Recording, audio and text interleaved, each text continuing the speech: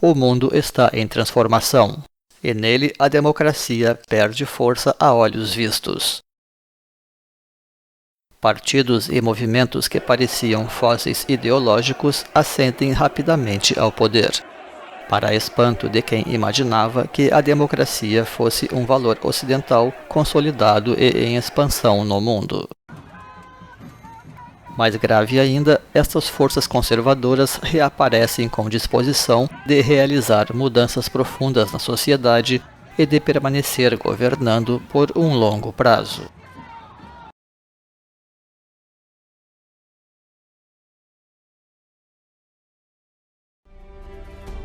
Para onde caminhamos então? O que poderá surgir no lugar da democracia e talvez da própria república? Algo poderá realmente substituí-las e com vantagens, eventualmente? Ou estaremos condenados doravante a um eterno conflito entre o rigor e a tolerância, a um nível global?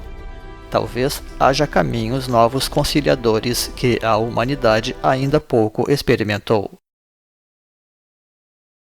Contudo, para responder a estas pungentes questões, devemos antes compreender as razões que levam à presente situação histórica.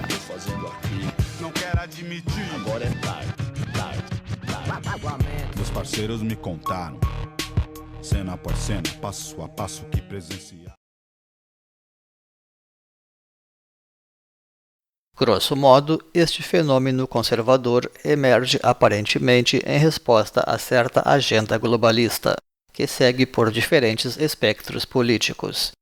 Inicialmente, existe então uma modernidade que ameaça levar de roldão aquilo que muita gente gostaria de preservar, por dar sentido maior às suas vidas, despertando uma reação contra esta corrosão dos costumes, bons e maus.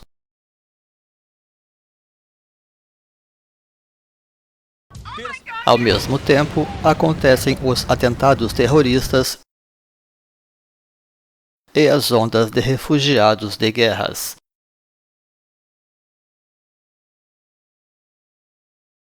As quais em breve se reunirão os refugiados do clima também. Essas migrações são vistas por muitos quase como uma invasão branca, provocando o receio de mudanças políticas desfavoráveis nos países centrais.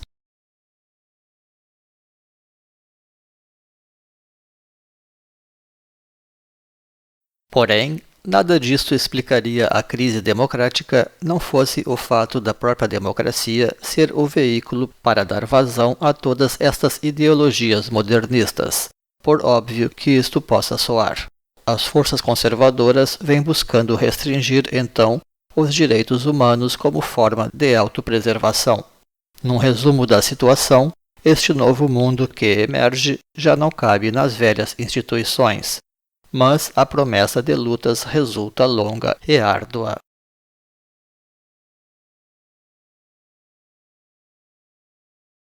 O incremento do humanismo, refletido diretamente nas transformações dos costumes, é identificado pelas forças conservadoras a coisas de esquerda, e isto não estaria de todo errado, na medida em que o liberalismo nasceu realmente à esquerda do conservadorismo, e as atuais esquerdas também endossam várias pautas liberais.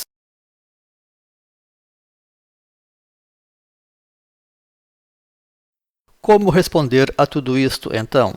As respostas comuns seguem basicamente na linha dos protestos, em complemento a tentativas de medidas judiciais com amparo constitucional. Porém, tudo isso demanda um quadro legalista para acontecer, e nada pode assegurar que tal coisa seja possível por tempo indeterminado. E então, caso um cenário de maior rigor aconteça, existe a tendência de surgir uma resistência armada e anarquista desesperada.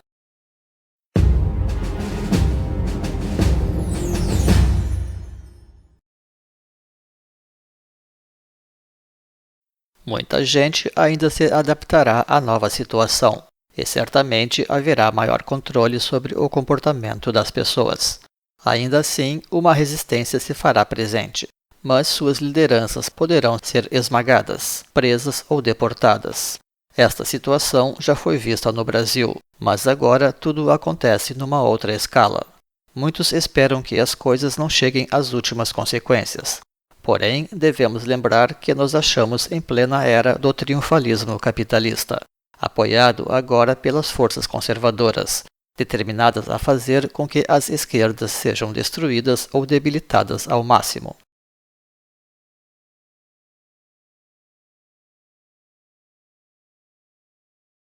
Então, o cenário geral parece sugerir poucas possibilidades, caminhando daí para um acirramento mútuo dos ânimos, agravado pelas tendências revanchistas que se revelam de parte a parte.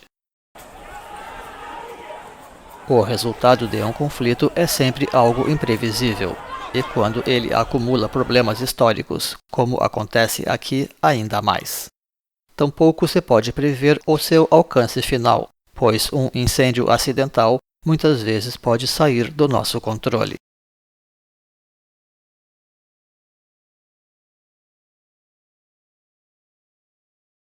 Agora poderemos finalmente buscar as nossas respostas, e para isto nos inspiraremos em certas correntes históricas alternativas, emergenciais, simbólicas, tradicionais e espiritualistas.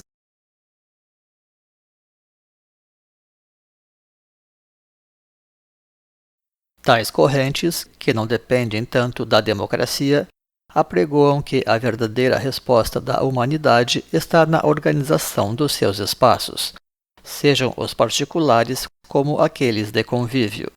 Afirmam que cada grande agenda social deve cuidar do seu próprio ethos, assim como do seu ambiente particular de expressão, para não criar conflitos com os ideais alheios.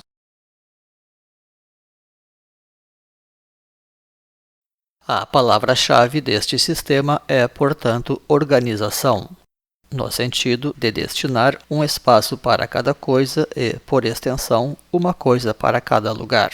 Chamaremos a esta corrente, portanto, de cosmocracia, um regime de ordenamento socioespacial, ou filosofia sociocultural que almeja, enfim, organizar as coisas em termos de unidade na diversidade.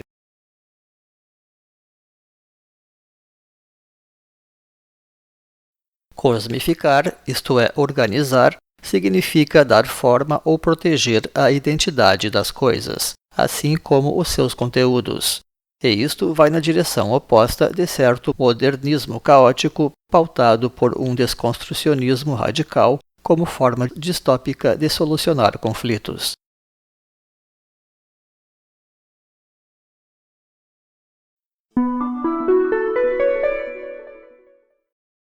A sabedoria até trabalha com a dialética alquímica solve et coagula, porém, o objetivo será sempre a síntese, razão pela qual ela nunca segue um curso indefinidamente, mas se detém a tempo de preservar o equilíbrio.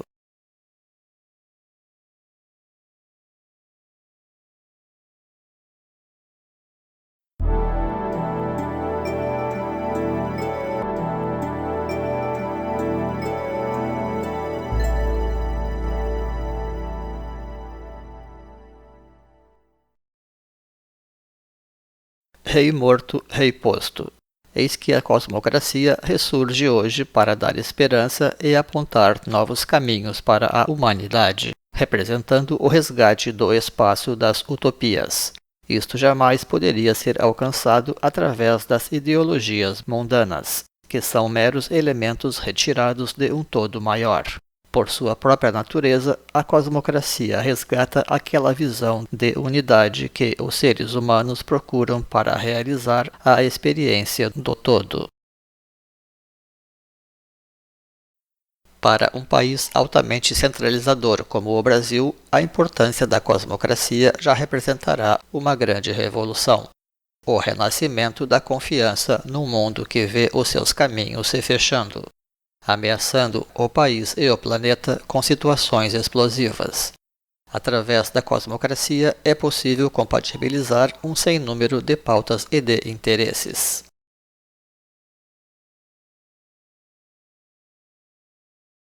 Essas propostas vêm atender, então, os anseios de muita gente no mundo atual, a começar por aqueles que sentem os seus espaços identitários ameaçados. Existe, ademais, muita gente espiritualizada que, na falta de algo mais próprio em termos de modelo social, termina por aderir a sistemas mundanos corrompidos, apenas por oferecerem uma ou outra pálida sombra de espiritualidade.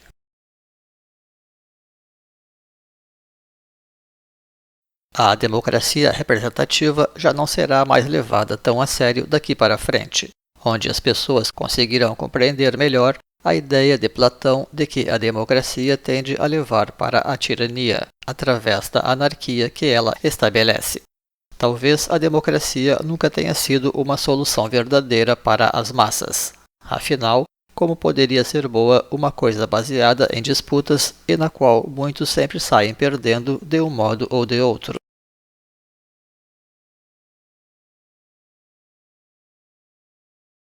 As pessoas se acostumaram a perder mais e a perder menos, mas de vez em quando elas são sacudidas para o fato de que podem perder muito, e justamente quando estavam começando a ganhar bastante, porque não sabem que estão jogando um jogo de cartas marcadas, e que, vez por outra, o dono da bola pode simplesmente querer parar todo o jogo.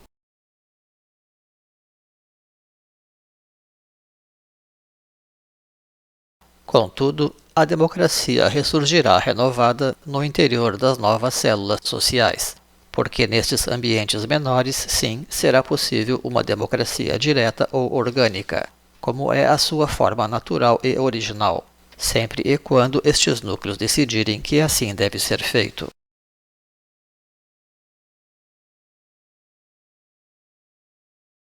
Afinal, também se despertará para outras formas de organização social, onde a questão política será tratada de maneira mais profissional, tanto quanto as outras atividades ou profissões humanas, de modo que as pessoas darão então mais importância para a expertise natural também dentro da política.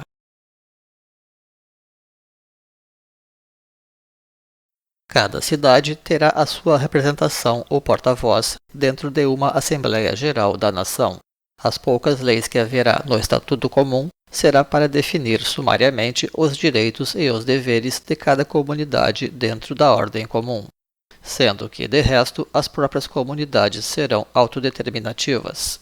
Não diremos, porém, que essas comunidades são anárquicas, porque as estruturas sociais serão respeitadas, ainda que tudo de uma forma natural, tendo como valor nuclear a cultura e não a economia.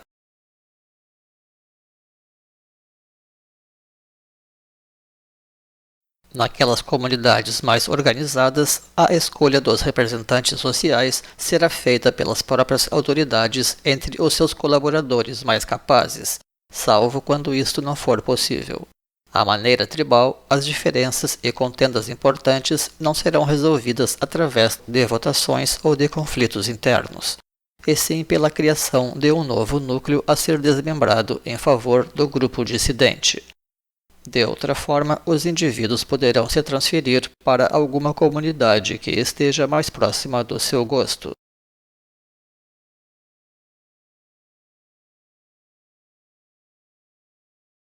Uma das grandes provas de que este novo sistema vingará e terá grande força é porque, a rigor, ele não representa nenhuma grande novidade para o mundo, estando latente ou ativo durante toda a história da humanidade, como sucedeu com a poderosa ordem medieval que se alastrou pelo planeta durante toda a Idade Média.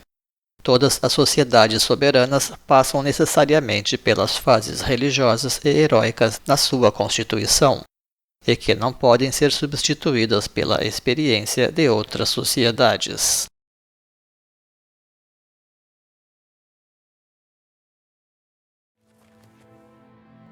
Comumente, esta nova ordem está atrelada a um processo fundador de êxodo voluntário, simbolizando a transição do caos para uma nova ordem, a separação original das águas de que fala o livro do Gênesis, enfim.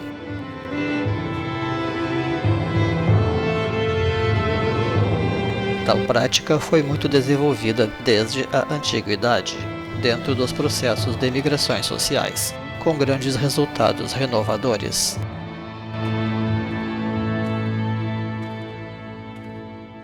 Mas agora ela também poderá ser implementada pelos próprios Estados nacionais, como forma de solucionar as crises socioculturais das nações, já que a necessidade se faz.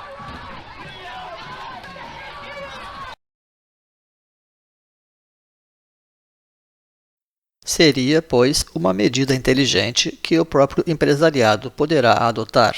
Quem sabe viraria moda entre os investidores criar cidades para as pessoas terem maior qualidade de vida, à maneira dos socialistas ditos utópicos que criaram empresas amigas dos trabalhadores.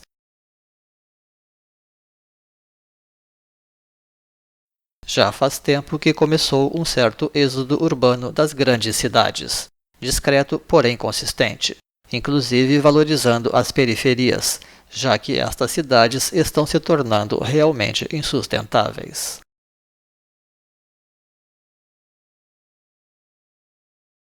Na prática, a cosmocracia significa uma espécie de retribalização projetada em escala moderna, da mesma forma que possui certa feição medievalista, no sentido de organizar comunidades relativamente pequenas, autônomas e seguras, ainda que adaptadas à sociedade atual, o que resultaria em torno de 10.000 indivíduos por comunidade, um número com o qual ainda é possível preservar a escala humana nas coisas, dentro de uma grande ordem holística comum.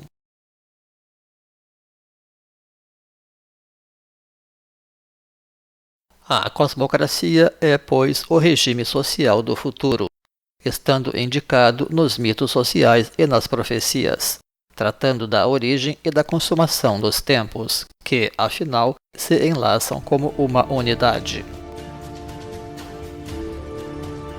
Parece que chegou a hora de apelar para aqueles sagrados recursos holísticos que a sabedoria das idades sempre reserva para os grandes momentos de despertar das nações.